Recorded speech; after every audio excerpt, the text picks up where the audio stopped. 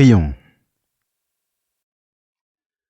Père, Tout-Puissant, glorieux et omniscient, quelle joie d'être en ta présence.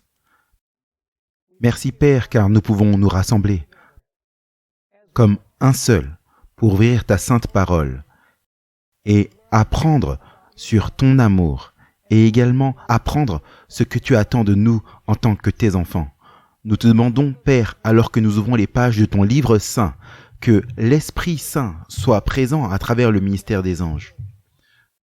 Je demande, Seigneur, que tu puisses nous donner la compréhension, afin que nous soyons en mesure de tracer proprement et correctement ta parole de vérité.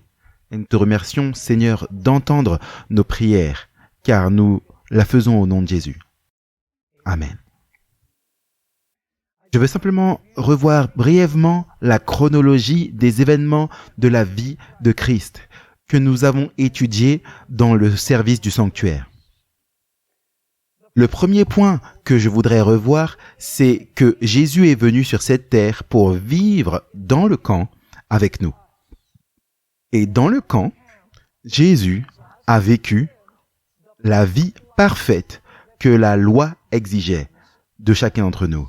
En d'autres termes, Jésus a vécu la vie que nous aurions dû vivre. Et puis, nous avons vu que Jésus est passé du camp au parvis. Et dans le parvis, sur l'autel des sacrifices, Jésus est mort pour nos péchés. Il est mort pour tous. Donc, dans le camp, il a vécu la vie que nous aurions dû vivre. Dans le parvis, il est mort de la mort que nous aurions dû tous subir. Et ensuite, nous avons remarqué que Jésus est ressuscité au moment de la cuve. C'est le deuxième ustensile qui se trouve dans le parvis du sanctuaire. Donc, il est ressuscité, ça c'est la cuve. Et nous avons également vu dans notre dernière étude que Jésus a quitté la terre et est entré dans quel appartement du sanctuaire céleste? Il est entré dans le lieu saint du sanctuaire céleste. Maintenant, entre la résurrection de Jésus et son ascension, nous avons une période de 40 jours. 40 jours entre le moment où Jésus est ressuscité et le moment où Jésus est monté au ciel. Après avoir passé ces 40 jours avec ses disciples, la Bible dit, leur parlant de choses concernant le royaume de Dieu, en d'autres termes, leur expliquant les prophéties, la Bible nous dit que Jésus est monté au ciel depuis le mont des Oliviers. Lisons la description que la Bible donne de l'ascension de Jésus 40 jours après sa résurrection. On trouve cela dans Actes chapitre 1 et les versets 9 à 11. Actes chapitre 1 et les versets 9 à 11. Il est dit ici, après avoir dit cela, alors qu'il regardait, il fut enlevé et une nuée le déroba à leurs yeux. Et comme ils avaient les regards fixés vers le ciel, pendant qu'ils s'en allaient, voici 2 hommes vêtus de blanc leur apparurent. Ils dirent, « Hommes galiléens, pourquoi vous arrêtez-vous à regarder au ciel ? Ce Jésus, ce même Jésus, regardez bien, qui a été enlevé au ciel du milieu de vous, viendra de la même manière que vous l'avez vu allant au ciel. » Et donc, Jésus disparaît de leur vue.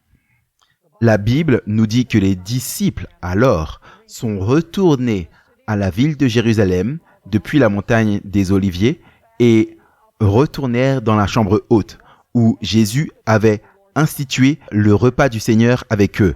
La Bible nous dit que pendant les 10 prochains jours après l'ascension de Christ, les disciples se sont réunis d'un commun accord dans la chambre haute. La Bible nous dit qu'ils ont prié ensemble. La Bible nous dit aussi qu'ils ont étudié les prophéties ensemble. La Bible nous dit encore qu'ils ont aplani leurs différends. Ils se sont vidés d'eux-mêmes par la puissance du Saint-Esprit. En d'autres termes, ils se sont préparés durant ces 10 jours pour l'effusion de l'Esprit Saint de Dieu. Pendant ce temps-là, durant ces 10 jours, Jésus au ciel était investi en tant que grand prêtre sur son peuple. En d'autres termes, Jésus était entré dans le lieu saint du sanctuaire afin d'y commencer son ministère pour répandre les bénéfices de ce qu'il avait fait sur la terre. Maintenant, il est intéressant de noter qui était présent là dans la chambre haute durant ces 10 jours. Venez avec moi dans Actes chapitre 1 et le verset 13. Actes chapitre 1 et le verset 13. Et soit dit en passant, si vous avez Acte 2.13 sur votre liste, c'est une faute d'impression. Donc, qui était là dans la chambre haute? Il est dit dans Acte 1, verset 13, « Quand ils furent arrivés, donc dans la chambre haute, ils montèrent dans la chambre haute où ils se tenaient d'ordinaire. » Et regardez maintenant l'énumération des apôtres qui étaient présents. C'était Pierre, qui est toujours mentionné en premier dans toutes les listes parce qu'il avait la capacité de parler, c'était le leader. Pierre, Jean, Jacques, c'est les 3, André, Philippe, Thomas, Barthélemy, Matthieu, Jacques, fils d'Alphée, Simon, le zélote, et Jude, fils de Jacques. Maintenant, alors que nous examinons cette liste, il est très intéressant que nous n'ayons que 11 apôtres. Combien d'apôtres Jésus a-t-il choisi? Jésus a choisi 12 apôtres, mais ici, nous n'avons répertorié que 11 apôtres. L'un des 12 manquait. Maintenant, la question est de savoir qui manquait là dans la chambre haute. Eh bien, la réponse est manifeste. C'était Judas Iscariote. En fait, lisons la description que Pierre a donnée de ce qui s'est passé avec Judas Iscariote et pourquoi il n'était pas là. Actes chapitre 1, commençant par le verset 16, nous raconte l'histoire triste et tragique de Judas, l'un des 12. Il est dit ici, si, c'est Pierre qui parle, hommes et frères, il fallait que s'accomplisse ce que le Saint-Esprit dans l'Écriture a annoncé d'avance par la bouche de David au sujet de Judas, qui a été le guide de ceux qui ont saisi Jésus. Car il était compté, j'aimerais que vous puissiez vous rappeler de ça, c'est un mot-clé, il était compté parmi nous et il avait part au même ministère. Donc Judas était compté parmi les 12. Ce mot compté est très très important. Maintenant, remarquez ce qu'il continue à dire au verset 18. C'est une description entre parenthèses de ce qui est arrivé à Judas. Il est dit maintenant, cet homme, ayant acquis un champ avec le salaire du crime, est tombé et s'est rompu par le milieu du corps et toutes ses entrailles se sont répandues. C'est une description très crue. La chose a été si connue de tous les habitants de Jérusalem que ce champ a été appelé dans leur langue Akledama, c'est-à-dire le champ du sang.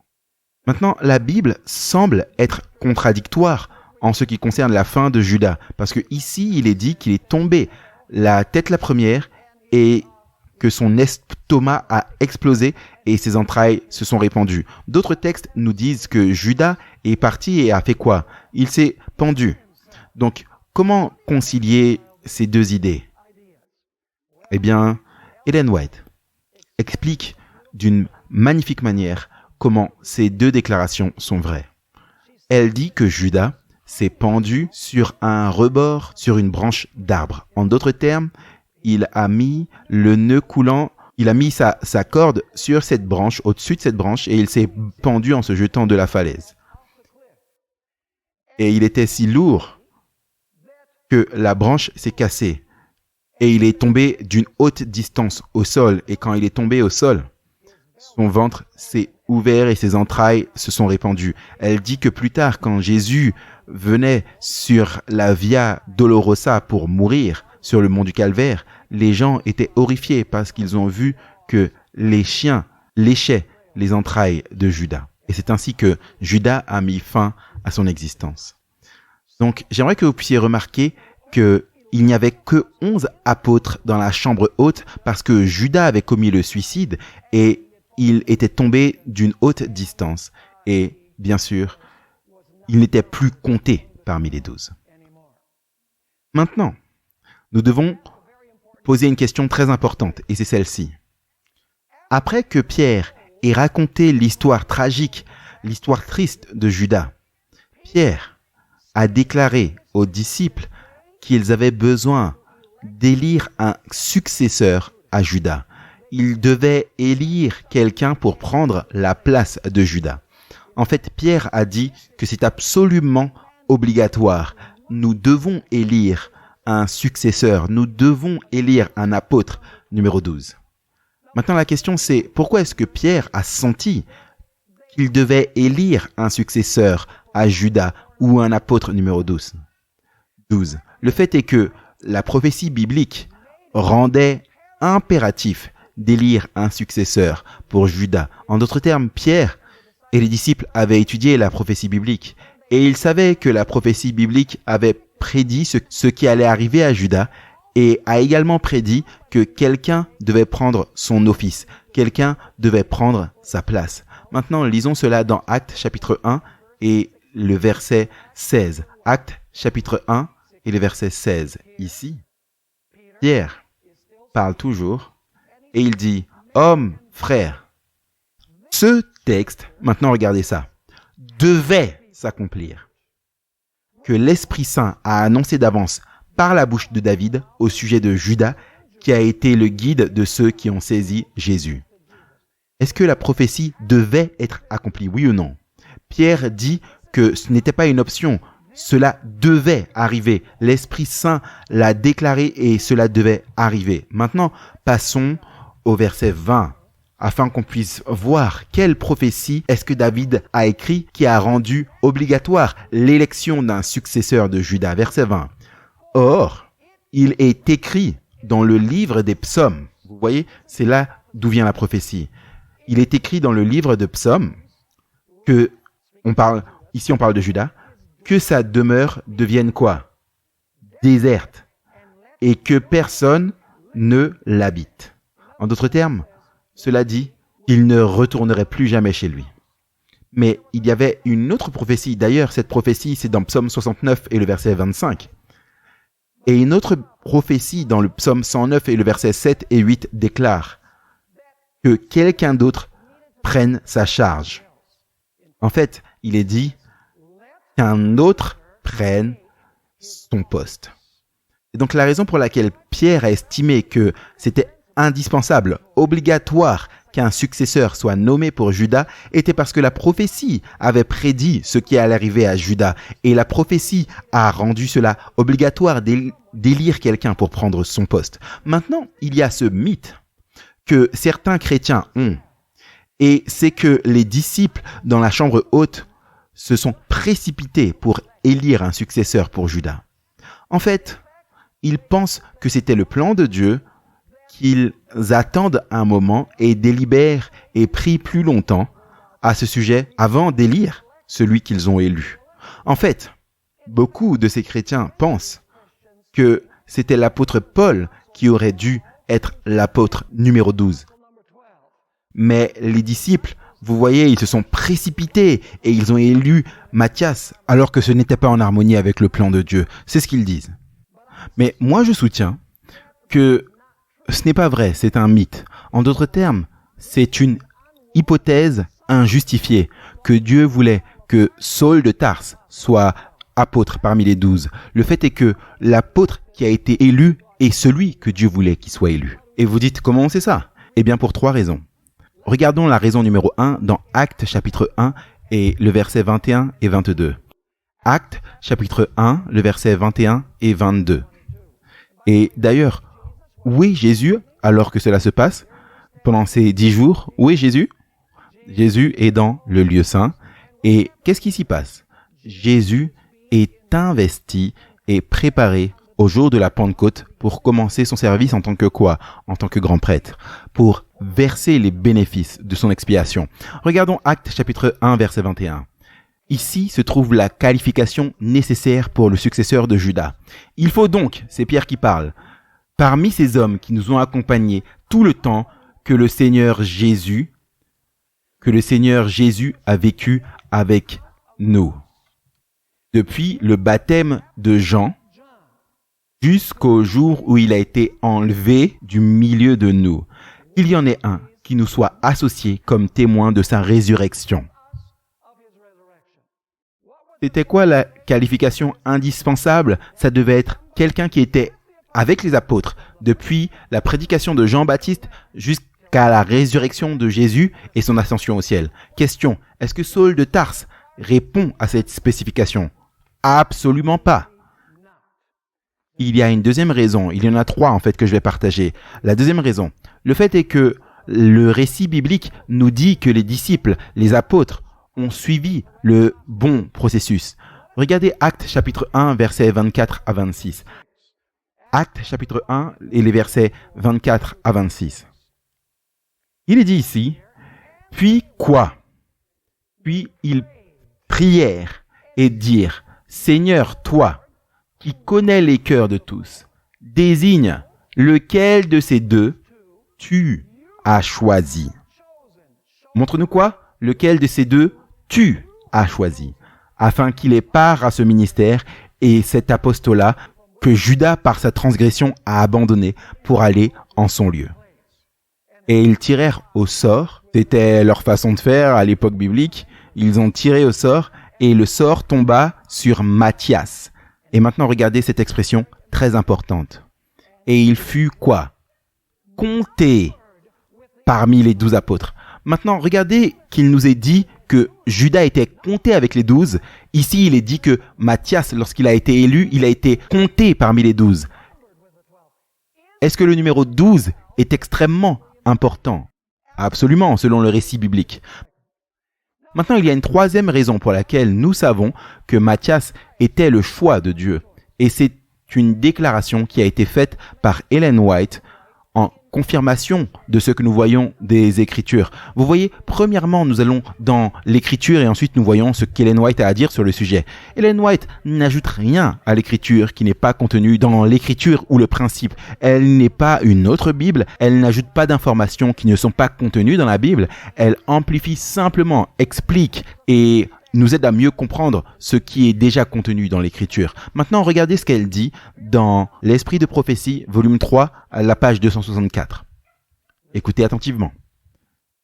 Deux hommes ont été choisis qui, dans le jugement attentif des croyants, dans quoi?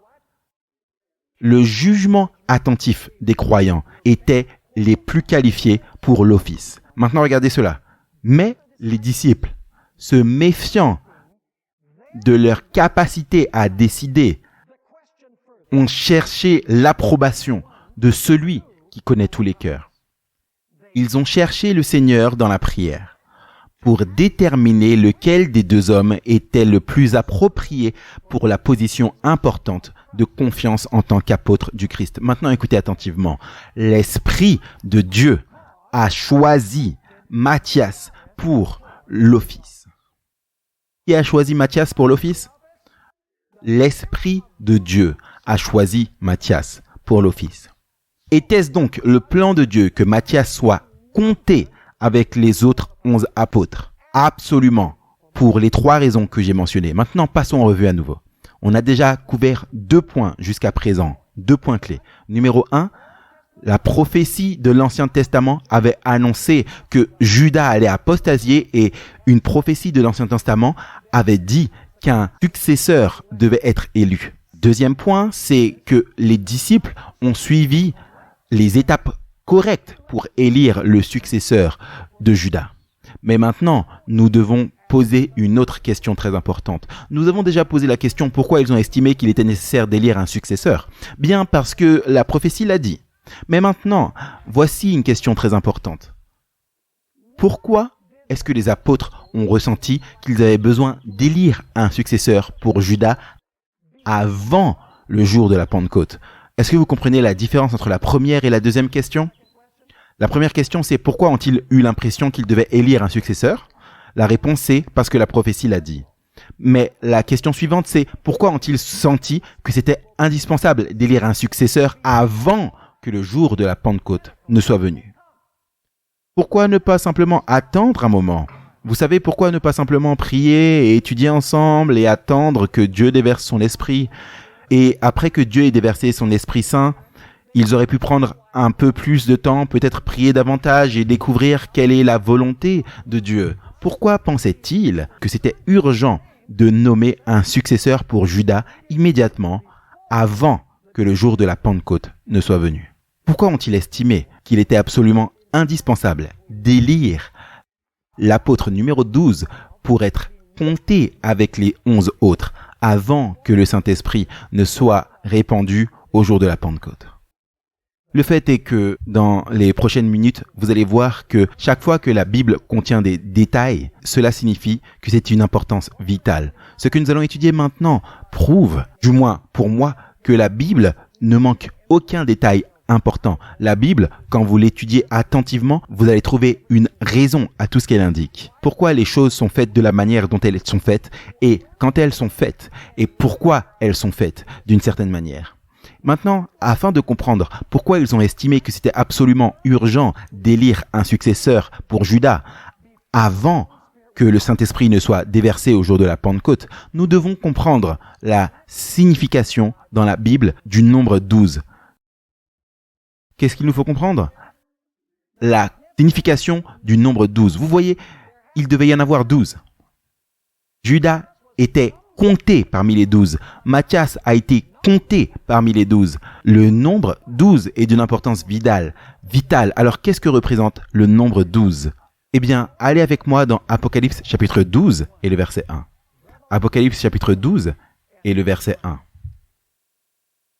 C'est un verset que nous allons examiner d'un peu plus près plus tard dans le séminaire. Mais maintenant, j'aimerais simplement souligner 2 points dans ce verset. Apocalypse chapitre 12, verset 1 nous dit « Un grand signe parut dans le ciel. Une femme. » Une quoi? Une femme. Enveloppée du soleil. La lune sous ses pieds et une couronne et sur sa tête une guirlande de 13 étoiles. Merci. Je voulais simplement voir si vous suiviez. Si vous lisiez le verset en même temps. Il est dit sur sa tête une couronne de 12 étoiles. Maintenant, posons la question. Qu'est-ce que cette femme représente? Immédiatement, la réponse est correcte. La femme représente l'Église. Maintenant, la question c'est, comment savons-nous que dans la prophétie symbolique, une femme représente l'Église? Et soit dit en passant, ce n'est pas n'importe quelle Église, ce n'est pas l'intégralité de l'Église, c'est la véritable Église fidèle qui est représentée par cette femme. Vous dites, comment savez-vous ça? Comparons 2 versets. L'un se trouve dans Daniel 7, 25 et l'autre dans Apocalypse 12, 13 et 14. On va comparer ces 2 versets pour déterminer ce que représente la femme dans Apocalypse 12, 1. Vous savez, à chaque fois que je demande ce que représente la femme dans la prophétie, la réponse est toujours « Oh, c'est l'Église ». Et nous utilisons généralement Éphésiens 5 où il est dit « Marie, aimez vos femmes comme Christ a aimé l'Église ». Et c'est un bon verset. Mais vous savez, on n'a même pas besoin d'aller en dehors de Daniel et d'Apocalypse pour découvrir ce qu'une femme représente dans la prophétie, parce que Daniel et Apocalypse eux-mêmes expliquent ce que représente la femme. Maintenant, allez avec moi dans Daniel 7, verset 25. C'est une prophétie que nous allons étudier dans quelques présentations. Il y est parlé d'une petite corne. Beaucoup d'entre vous ont récemment traversé cette série d'évangélisation pour savoir ce que représente cette petite corne. La petite corne représente quoi? Elle représente l'Église romaine, la papauté catholique romaine. Maintenant, regardons Daniel 7, 25. Il prononcera des paroles contre le Très-Haut. Et maintenant vient un détail très important. Il persécutera qui? Les saints du Très-Haut. La petite corne persécutera les saints du Très-Haut. Elle espéra changer les temps et la loi. Et la question c'est, pendant combien de temps les saints vont-ils être persécutés par cette puissance? Bien, regardez ça. Ensuite, les saints seront livrés entre ses mains pendant un temps. Et quoi? Des temps et la moitié d'un temps. Qui est-ce qui a persécuté les saints pendant un temps, des temps et la moitié d'un temps? la petite corne, pas vrai? Mais maintenant, allons dans Apocalypse chapitre 12. Apocalypse chapitre 12, et lisons les versets 13 et 14. C'est une prophétie parallèle et j'aimerais que vous puissiez remarquer quelque chose de très intéressant ici.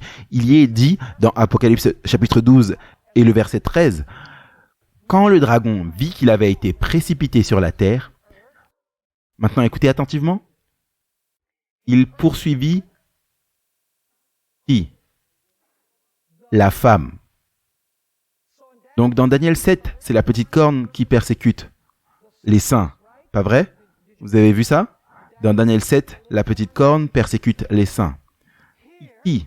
C'est le dragon qui persécute qui? La femme. Maintenant, vous dites, mais comment est-ce qu'on sait que la femme c'est la même chose que les saints? Lisons encore. Donc il est dit, quand le dragon vit qu'il avait été précipité sur la terre, il poursuivit la femme qui avait enfanté l'enfant mâle. Et les deux ailes du grand aigle furent données à la femme, afin qu'elle s'envolât au désert, vers son lieu, où elle est nourrie pendant un temps, des temps et la moitié d'un temps, loin de la face du serpent. Est-ce que vous comprenez le parallèle ici? Dans Daniel chapitre 7, c'est la petite corne qui persécute qui? Les saints. Pendant combien de temps? Un temps, des temps et la moitié d'un temps. Dans Apocalypse 12, c'est le dragon qui persécute qui? La femme, pendant un temps, des temps et la moitié d'un temps. Donc la question c'est ceci. Que représente la femme? Elle représente, selon Daniel 7, quoi? Les saints. Est-ce que vous avez compris ce parallèle? Donc la femme représente les saints. Donc cette femme, est-ce que c'est juste l'Église en général? Fidèle et non fidèle? Non. Elle représente l'Église fidèle de Jésus-Christ. La femme représente quoi? Elle représente les saints. Maintenant, nous devons nous poser la question. À quelle étape de l'histoire du peuple de Dieu est représentée par cette femme d'Apocalypse chapitre 12? Est-ce que Dieu avait un peuple dans l'Ancien Testament?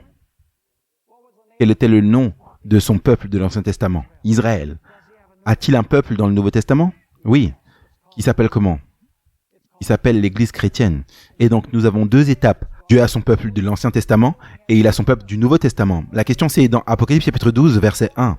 Quelle étape est décrite? L'Église fidèle de l'Ancien Testament ou l'Église fidèle du Nouveau Testament? Le fait est que Apocalypse chapitre 12 verset 1 décrit l'Église fidèle de l'Ancien Testament. Et vous dites, comment est-ce que tu sais ça?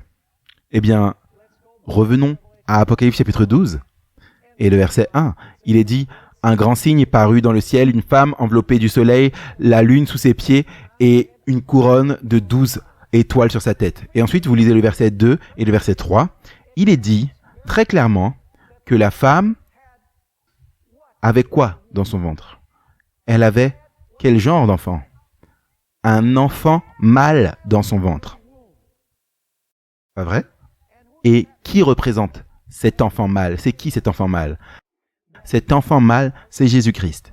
Et ensuite, il est dit que le dragon se tint près de la femme pour dévorer son enfant dès qu'il naîtrait. Permettez-moi de vous demander, est-ce que la femme existait avant la naissance de l'enfant? Bien sûr qu'elle existait. Eh bien, c'est quelle église? Est-ce que c'est l'église du Nouveau Testament ou de l'Ancien Testament? Ça doit être l'église de l'Ancien Testament. On ne peut pas avoir une église du Nouveau Testament sans que Jésus ne soit encore né. Donc, quand Jean la voit, Apocalypse chapitre 12 et verset 1, c'est l'église de l'Ancien Testament. Soit dit en passant, est-ce que l'église de l'Ancien Testament a mis Jésus au monde? Jésus était-il un descendant d'Abraham, oui ou non? Jésus était-il un descendant de David, oui ou non? Est-ce que Jésus est né de l'église fidèle de l'Ancien Testament? C'est pourquoi il y a des généalogies dans l'Écriture. La généalogie des fidèles de l'Ancien Testament, de qui Jésus descend. Est-ce que vous me suivez jusque-là? Maintenant, nous trouvons alors que cette femme dans Apocalypse 12, verset 1, représente l'église de l'Ancien Testament. Mais nous allons voir un peu plus tard que plus tard dans l'histoire, la femme vient aussi à représenter l'église du Nouveau Testament. Maintenant, nous avons vu que la femme représente l'église fidèle, d'où le Messie est né, La femme dans Apocalypse 12, verset 1, représente l'Église de l'Ancien Testament parce que l'enfant n'est pas encore né de la femme. Mais vous remarquerez que la femme a une couronne. Et la couronne a combien d'étoiles? La couronne a 12 étoiles. Maintenant, la question, c'est de savoir ce que représentent ces 12 étoiles. Elle nous aide à identifier ce que représente cette femme. Maintenant, vous dites 12 étoiles, qu'est-ce que cela pourrait représenter? Allez avec moi dans Apocalypse, dans Genèse 37, 9 et 10. C'est incroyable combien de fois on doit aller retourner à Genèse pour trouver le sens de l'écriture. Genèse 37, versets 9 et 10. Vous vous souviendrez que Joseph a eu un rêve. En fait, il a eu 2 rêves avant d'être fait captif en Égypte. Mais il y a un rêve où le soleil, la lune et les étoiles. Maintenant, remarquons Genèse chapitre 37, 9 et 10. Il est dit, alors il eut encore un autre songe. Et le raconta à ses frères. Il dit, j'ai eu encore un songe. Et voici le soleil, la lune. Soit dit en passant, est-ce qu'on a également le soleil, la lune et les étoiles dans Apocalypse 12? Ah, assurément. Donc il y a une connexion. Et voici le soleil, la lune et 11 étoiles se prosternaient devant moi. Vous dites, ah, il ne dit pas 12, il dit 11. Mais laissez-moi vous demander, c'était qui l'étoile numéro 12? C'était Joseph lui-même, bien sûr. Combien de fils Jacob avait-il? Il avait 12 fils. Et donc, il est dit que 11 étoiles se sont inclinées devant Joseph. Maintenant, continuons. Donc, il est dit au verset 10, « Alors il dit à son père et à ses frères, et son père le réprimanda et lui dit, « Que signifie ce songe que tu as eu? Faut-il que nous venions, moi et ta mère et tes frères, nous prosterner en terre devant toi ?» Est-ce que son père comprenait très bien ce que signifiait le rêve? Absolument. Donc, les 12 étoiles, Joseph étant l'étoile numéro 12, représentaient quoi? Représentent les 12 fils de Jacob. Question. Étaient-ils les fondateurs de l'Église de l'Ancien Testament? Est-ce que tout Israël venait de ces 12-là? Vous avez 12 individus et tout Israël, plus tard, est sorti de ces 12 individus. En fait, lisons Genèse chapitre 49, verset 28, où il parle maintenant non seulement des fils de Jacob, mais il parle aussi d'une fois qu'ils ont proliféré en 12 tribus. Genèse 49 et verset 28 dit « Et tout ceci sont quoi?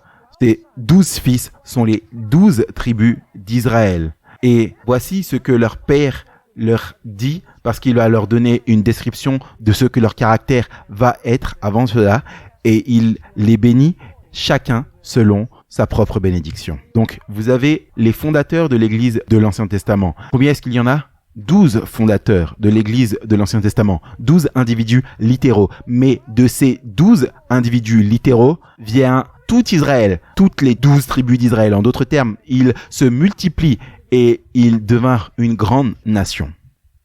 Maintenant, le nombre 12 représente aussi l'Église du Nouveau Testament. Vous dites, mais comment est-ce qu'on sait ça? Eh bien, écoutez, la Bible nous dit qu'après que l'enfant soit né dans Apocalypse chapitre 12, que fait la femme? On l'a lu, elle s'enfuit où? Elle s'enfuit dans le désert pendant 1260 années, ou un temps des temps et la moitié d'un temps. Permettez-moi de vous demander, quelle église est-ce que c'est lorsque la femme fuit? Est-ce que c'est toujours l'église de l'Ancien Testament ou est-ce que c'est l'église du Nouveau Testament? C'est l'église du Nouveau Testament. Parce que l'enfant est né. Verset 5 d'Apocalypse 12 dit que l'enfant a été amené vers Dieu et son trône. En d'autres termes, il est monté au ciel. Et maintenant, la femme doit fuir. Alors maintenant, la femme représente quoi? L'église du Nouveau Testament. A-t-elle toujours une couronne avec 12 étoiles? Absolument. Elle a une couronne avec 12 étoiles tout au long de son histoire. Je veux que vous puissiez remarquer que Dieu n'a qu'un seul peuple. Il n'a pas deux femmes, un peuple de l'Ancien Testament et un peuple du Nouveau Testament. Il n'a qu'un peuple, composé de son Église de l'Ancien Testament et de son Église du Nouveau Testament, parce qu'une femme représente le peuple de Dieu dans toutes ses étapes. Est-ce que vous me comprenez?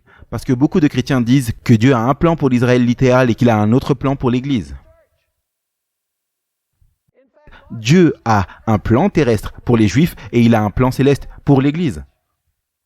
Dieu va enlever l'Église au ciel et ensuite il va venir ramasser son autre peuple, les Juifs littéraux sur la terre. La Bible n'enseigne pas ça. La Bible enseigne que Dieu a un peuple. Ancien et Nouveau Testament, le peuple du Messie, représenté non par deux femmes, mais par quoi? Mais par une femme.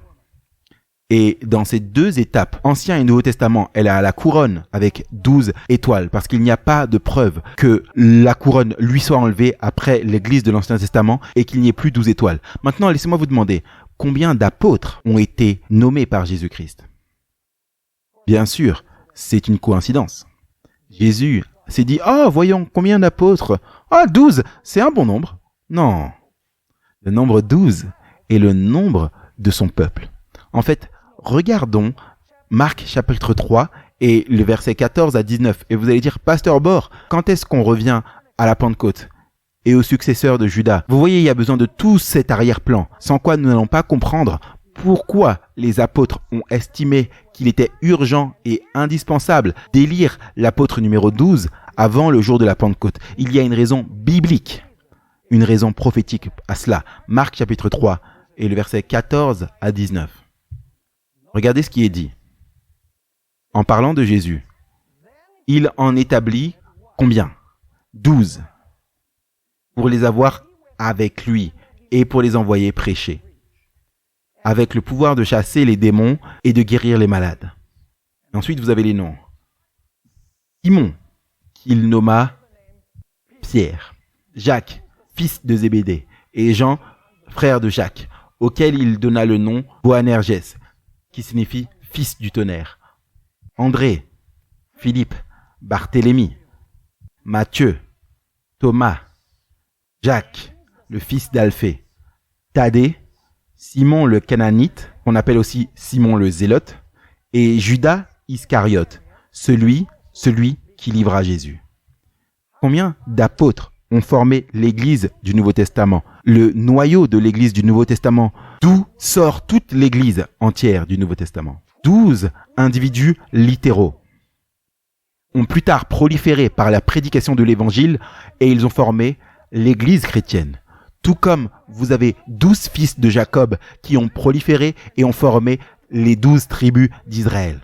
Écoutez maintenant ce que Ellen White a à dire au sujet du nombre 12. Vous savez, je ne cesse de m'émerveiller quand j'étudie les Écritures parce que ce que je fais d'abord, c'est que j'étudie les Écritures, puis après avoir étudié les Écritures, je me dis « Ah tiens, qu'est-ce que Ellen White a à dire à ce sujet ?» Je veux que vous puissiez regarder ce qu'elle dit dans le livre Actes des Apôtres, page 19. Comme dans l'Ancien Testament, les 12 patriarches se tenaient en tant que représentants d'Israël. 12 patriarches des 12 fils de Jacob.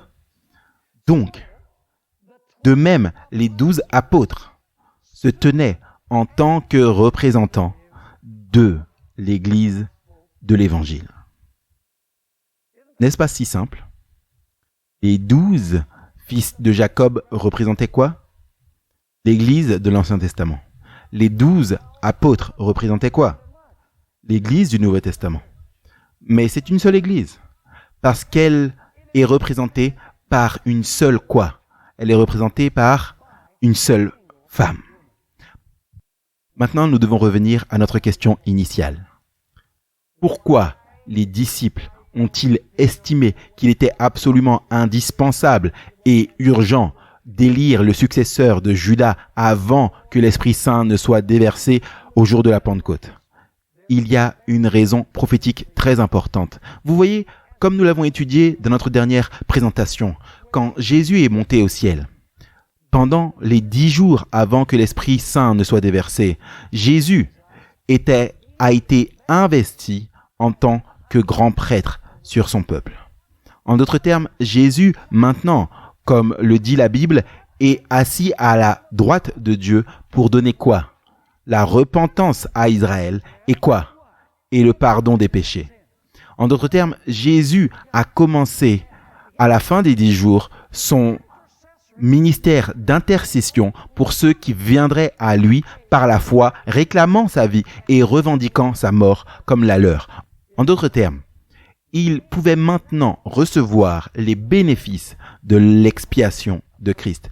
Pendant ces 10 jours, Jésus était en fait investi en tant que grand prêtre sur son peuple. Vous voyez, sur terre, il était venu dans le camp pour vivre une vie de simple prêtre. Et ensuite, Jésus a officié son propre sacrifice en tant que simple prêtre. Il est ressuscité à la cuve comme simple prêtre. Mais maintenant, au jour de la Pentecôte, il est investi comme quoi? Comme grand prêtre sur son peuple. Et vous voyez, et vous vous dites, où est-ce que la Bible dit ça? Eh bien maintenant, allez avec moi dans Hébreux chapitre 8 et les versets 1 et 2. Hébreux chapitre 8 et les versets 1 et 2. Ici, je crois que l'apôtre Paul est derrière le livre des Hébreux. Je crois que c'est une épître paulienne. Il est dit la chose suivante. Or, la somme de ce que nous disons, c'est que nous avons, il écrit ici, des décennies après que Jésus soit monté au ciel, nous avons un tel quoi? Souverain sacrificateur qui s'est assis où? À la droite du trône de la majesté de où? Dans les cieux. Ministre des lieux du sanctuaire et du vrai tabernacle que le Seigneur a dressé, non pas l'homme. Qu'est-ce que Jésus fait au ciel quand il est monté après son ascension? Il quoi? Il est devenu le grand prêtre. Dans quel sanctuaire? Pas dans l'ombre, la copie, mais dans le sanctuaire original. En d'autres termes, Jésus, pendant ces 10 jours, était investi comme grand prêtre sur son peuple. Et le jour de la Pentecôte, l'effusion de l'Esprit Saint était l'annonce terrestre que le sanctuaire était maintenant ouvert pour les affaires. Est-ce que vous comprenez ce que je dis? Maintenant, voici un point très important. Si Jésus allait être grand prêtre, devrait-il être habillé comme un grand prêtre? Oui ou non? Devait-il porter cette mitre où il est écrit sainteté au Seigneur? Assurément. Devait-il porter le beau vêtement multicolore avec différentes couleurs? Absolument. Mais vous savez ce qu'il devait porter également? Il devait également porter le pectoral. Maintenant, laissez-moi lire, depuis les Écritures, une description du pectoral. Exode 28, Exode chapitre 28, et laissez-moi commencer ma lecture au verset 15. Soit dit en passant, pour ceux qui disent que Jésus est parti directement dans le lieu très saint, ici, je vais lire depuis les Écritures qu'il est allé en tant que grand prêtre dans le lieu saint. L'Écriture le rend absolument certain et nous avons également vu cela dans Apocalypse que Jésus marchait parmi les chandeliers et c'est également là où se trouvait l'autel des parfums. Maintenant, c'est explicite dans Exode chapitre 28. Commençons à lire à partir du verset 15. Parlant de l'éphod que le grand prêtre portait sur son cœur, il est dit « Et tu feras le pectoral de jugement ». C'est intéressant. Le pectoral de quoi? De jugement. Le jugement de qui Jésus a-t-il porté? Il a porté notre jugement. Est-il allé au ciel pour nous représenter devant le Père et dire « Père, j'ai été jugé pour lui, j'ai été jugé pour elle. S'il te plaît, accepte-le là, dans le bien-aimé. » Absolument. Ainsi, il est dit « Tu feras le pectoral du jugement, artistiquement tissé selon l'œuvre de l'éphod. Tu le feras en ouvrage d'art comme l'ouvrage de l'éphod. Tu le feras d'or, de bleu et de pourpre et d'écarlate et de fin coton retors. Il sera carré double. Sa longueur sera d'un empan et sa largeur d'un empan. En d'autres termes, c'était un carré. Verset 17. Et tu le garniras de pierres enchâssées, de 4 rangées de pierres. La première rangée sera une sardoine, topaze et émeraude. Et la seconde rangée sera l'escarboucle, saphir et diamant. La troisième rangée, opale, agate et améthyste. Et la quatrième rangée, chrysolite, onyx et jaspe. Elles seront enchâssées dans l'or dans leur monture. Donc vous avez ce pectoral carré qui a combien de pierres dessus? Il a 12, pas 11. Il a 12 pierres. Que représentaient ces 12 pierres? Elles représentaient quoi? Le peuple de Dieu, de l'Ancien et du Nouveau Testament. Remarquez ce qu'il continue à dire au verset 21. Et les pierres seront selon, écoutez ça, seront les noms des fils d'Israël. 12 selon leurs noms. Donc, qu'est-ce que Jésus portait sur son cœur? Les noms des 12 fils de Jacob, mais aussi de quoi? Les 12 apôtres de l'agneau. En d'autres termes, où est-ce que Jésus tient son peuple? Comme chair proche de son quoi? De son cœur, comme le pectoral du jugement. Qu'est-ce que Jésus a porté à notre place? Il a porté notre jugement. Et ainsi, il est dit au verset 21, « Et les pierres seront selon le nom des fils d'Israël, 12 selon leur nom en gravure de cachet. Chacune selon son nom. Elles seront pour les 12 tribus. » Sautons au verset 29. Écoutez attentivement. Et Aaron, c'était quoi Aaron? C'était le grand prêtre. Et Aaron portera le nom des fils d'Israël au pectoral de jugement. Sur son quoi? Sur son cœur. Écoutez attentivement. Et lorsqu'il entrera dans le lieu saint, comme mémorial devant l'Éternel continuellement. Et soit dit en passant, je me suis demandé si cette traduction, lieu saint, est la bonne traduction. Je suis allé dans chaque version biblique que je pouvais trouver. Et chaque version biblique dit lieu saint. Donc, où est-ce que le grand prêtre porte-t-il la cuirasse du jugement près de son cœur? Pas dans le lieu très saint, mais où? Dans le lieu saint du sanctuaire. Verset 29. Et Aaron portera les noms des fils d'Israël au pectoral du jugement sur son cœur lorsqu'il entrera dans le lieu saint, comme mémorial devant l'Éternel continuellement. Et tu mettras sur le pectoral de jugement l'Urim et le Tumim. On va y revenir plus tard. Et ils seront sur le cœur d'Aaron quand il entrera devant l'Éternel. Et Aaron portera quoi? Le jugement des fils d'Israël sur son cœur devant l'Éternel, quoi? Continuellement. Maintenant, nous comprenons pourquoi il devait avoir un apôtre numéro 12 avant que Jésus ne soit investi comme grand prêtre. Vous voyez, il y a une raison biblique. Qu'est-ce qui se serait passé s'ils avaient seulement 11 apôtres avant le jour de la Pentecôte? Jésus n'aurait pas pu porter, il y avait 12 pierres. Est-ce que vous me comprenez? Le pectoral devait avoir quoi? 12 pierres, symbolisant le peuple de Dieu. Mais il n'y avait que 11 apôtres. Alors, que devait-il faire avant que Jésus puisse être habillé comme grand prêtre pour son peuple? L'apôtre numéro 12 devait être élu. En d'autres termes, il y a une raison biblique pour cela. La Bible n'est-elle pas merveilleuse? Je veux dire, c'est incroyable. Ce sont des choses qui me montrent que la Bible est inspirée par Dieu. Elle n'en manque pas une pièce. Maintenant, regardez ce commentaire d'Ellen White, ouvrier biblique, page 34.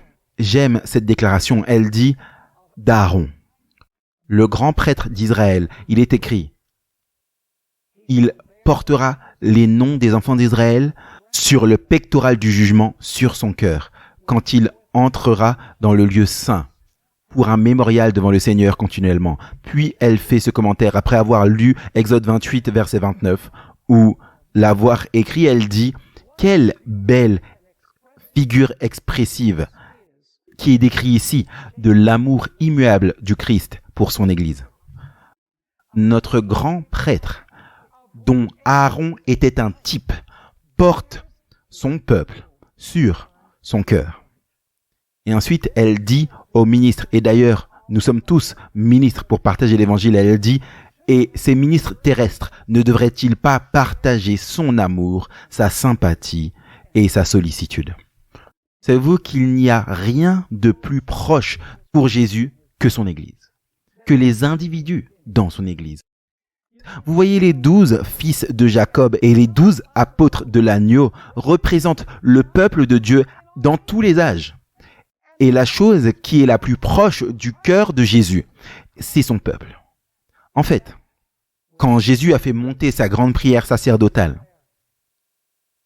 dans le jardin de Gethsémané, il intercédait pour ses disciples et pour ceux qui croiraient en lui après cela.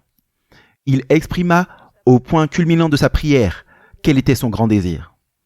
Il dit dans Jean chapitre 17 et le verset 24, « Père, je désire que ceci que tu m'as donné soit avec moi là où je suis. » Qu'est-ce que Jésus veut? Il veut que son peuple soit où? Avec lui. Qu'il voit ma gloire que tu m'as donnée, car tu m'aimes avant la fondation du monde. Et vous savez, parfois on lit ce passage auquel on reviendra plus tard dans cette série, Jean 14, 1, 3, où Jésus dit que votre cœur ne se trouble point, croyez en Dieu et croyez aussi en moi. Dans la maison de mon Père, il y a beaucoup de manoirs et généralement nous nous concentrons sur les demeures. Oh, on va avoir une demeure là-bas. Si ce n'était pas le cas, je vous l'aurais dit, je m'en vais vous préparer une place. Et beaucoup de gens pensent que Jésus fait des contrats célestes là-haut. Il construit des maisons. Écoutez, Jésus n'a pas besoin de 2000 ans pour construire des maisons. En combien de temps a-t-il fait ce monde? En 6 jours. Il peut parler et c'est fait. Il est allé au sanctuaire pour appliquer les avantages de son expiation pour les individus. Est-ce que vous comprenez ça? L'œuvre de Jésus dans le sanctuaire est aussi importante que sa mort sur la croix. Absolument. Vous ne pouvez pas être sauvé sans son administration dans le sanctuaire céleste, dans le lieu saint, et plus tard, nous en parlerons de son administration dans le lieu très saint, qui a commencé en l'an 1844. Jean 14, verset 3, nous exprime ce par quoi Jésus est vraiment préoccupé. Il dit, « Et si je m'en vais et vais vous préparer une place, je reviendrai, et écoutez maintenant attentivement, et vous recevrez à moi, afin que là où je suis, vous y soyez aussi. » Quelle est la passion de Jésus? La passion de Jésus, c'est que nous sommes là où il est. Écoutez, la belle ville et les demeures, c'est la cerise sur le gâteau. Ils sont le dessert. Mais s'il n'y avait rien au paradis, aucun de ces avantages sociaux, pour ainsi dire, et que Jésus était là, cela vaudrait la peine d'y aller. Regardons Éphésiens chapitre 5, versets 25 à 27. Vous savez, je suis un peu agacé lorsque j'entends des gens critiquer l'Église. Et être critique de l'Église. Écoutez, Jésus aime son Église et il le prend personnellement. Cela ne veut pas dire qu'il ne nous faut pas corriger les torts qui sont commis dans l'Église, mais c'est l'Église de Christ et il y aura du blé et il y aura de l'ivraie jusqu'à la fin des temps. Mais ne soyons pas critiques, ne tirons pas sur nos blessés, comme cela arrive si souvent. Regardez Éphésiens 5, 26, 25 à 27. « Marie, aimez vos femmes, comme aussi le Christ a aimé l'Église et s'est livré lui-même pour elle. » Qu'est-ce que Jésus a fait pour son Église? Il a quoi? Il s'est livré lui-même pour elle. Il ne nous a pas donné quelque chose, il nous a donné lui-même. Il s'est donné pour elle, afin qu'il la sanctifiât en la purifiant par le lavage d'eau de la parole, afin qu'il se la présentât à lui-même. Écoutez ceci, le point final de ce que Jésus recherche, c'est qu'il puisse se présenter une église glorieuse, n'ayant ni tache, ni ride, ni quoi que ce soit de semblable, mais qu'elle soit sainte et irréprochable. C'est la raison pour laquelle Ellen White a écrit dans Témoignages pour les pasteurs, page 15, « Je témoigne à mes frères et sœurs que l'église du Christ, aussi faible et défectueuse qu'elle puisse être, est le seul objet sur terre auquel il accorde son regard suprême. Tandis qu'il étend au monde entier son invitation à venir à lui et à être sauvé. Il charge ses anges de rendre l'aide divine à toute âme qui vient à lui dans la repentance et la contrition. Et il vient personnellement, par son Esprit Saint, au milieu de son Église. » Maintenant, une dernière chose que j'aimerais dire, et c'est que notre maison, dans l'éternité, à la fois au ciel et sur la nouvelle terre, sera la nouvelle Jérusalem, la ville sainte. Maintenant, laissez-moi vous demander, est-ce que l'Église de l'Ancien Testament et l'Église du Nouveau Testament sont-elles toutes les deux représentées dans la ville sainte? Absolument. Terminons en lisant 2 versets.